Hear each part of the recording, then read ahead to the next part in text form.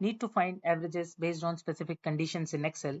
Let's dive into the average if and average ifs function with a real example. First, let's look at average if. It allows you to find the average of values based on a single condition. Suppose in this data, I want to find the average grade for English subject. How I can do this? I can achieve this by using average if function. To write average if function, we will write equal to average if, select the range which will be this subject, give our criteria, the subject should be English. Next, select our average range which is the grade. And here we got the average marks for the English subject. Now, let's say we need to get more specific. With average ifs, you can find the average based on multiple conditions.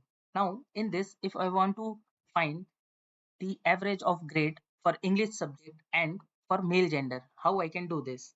I can use the average ifs function. To write average ifs function, we will write equal to average ifs.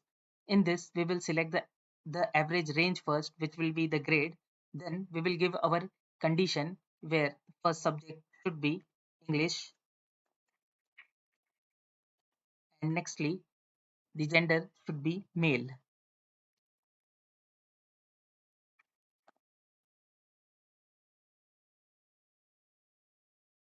And you got the answer here. With averages, we can refine our average to only include the subject English and gender male. To sum up, average if works with a single condition, while average ifs allows you to average based on a multiple criteria.